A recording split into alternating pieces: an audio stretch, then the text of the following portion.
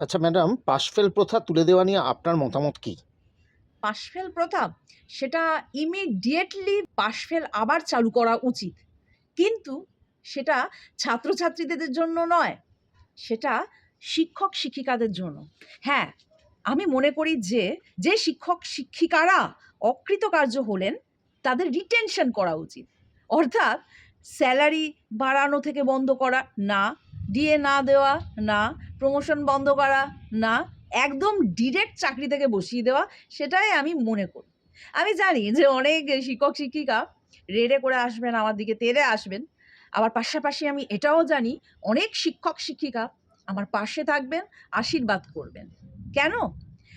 কেন আমি এই কথাগুলো বলছি? কেন আমি বলছি যে তাদের আবার নতুন করে চাকরির পরীক্ষায় বসে আবার চাকরি দিতে হবে। অন্তত আমি তো সেটা মনে করি এবং আমরা অরণ্যজের পাঠশালাগুলোতে সেই পদ্ধতি অনুসরণ করে হাতে, হাতে খুব ভালো ফল পেয়েছি। ইনফ্যাক্ট সব বড়, বড় কর্পোরেট স্কুলে কিন্তু এটাই করা হয়। পাশ-ফেল প্রথাটা রদ কেন করা হলো বাচ্চাদের জন্য?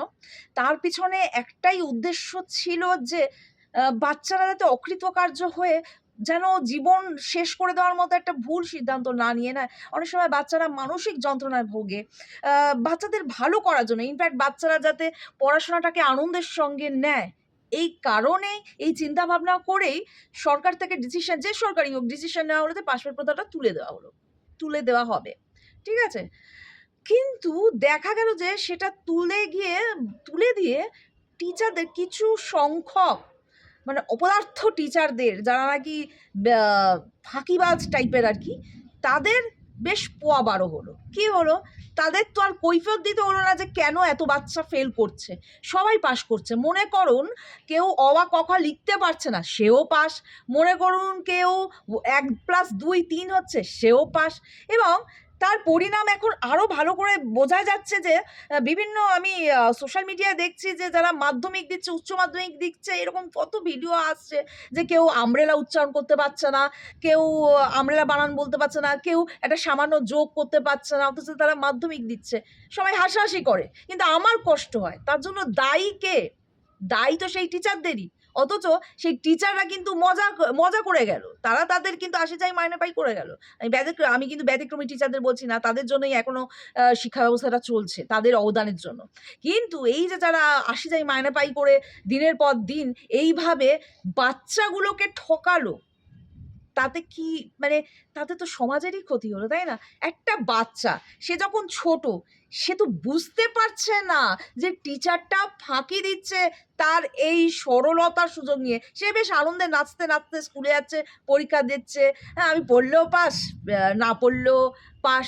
সে তো ছেলে মানুষ না? আর সেটারই সুযোগ নিল কি? এই অপদার্থ টিচারগুলো। সরকার ভুল করেছে শুধুমাত্র বাচ্চাদের জন্য পাশ-ফেল প্রথাটা রদ করে দিয়ে। তার সঙ্গে কি করা উচিত ছিল?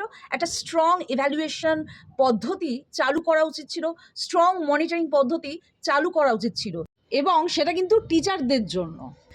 যাতে বাচ্চারা ফেল করলো, মনে করুন যে একটা পরীক্ষায় বাচ্চা ফেল করলো এবং সেই টিচারের দায়িত্ব থাকবে তাকে এক্সট্রা ক্লাস দিয়ে, রেমিডিয়াল ক্লাস দিয়ে তাকে সেই উপযুক্ত করে তোলা যাতে সে পরবর্তী ক্লাসে সে আগের ক্লাসের পড়াগুলো জেনে কৃতকার্য হলো অর্থাৎ পাস করলো।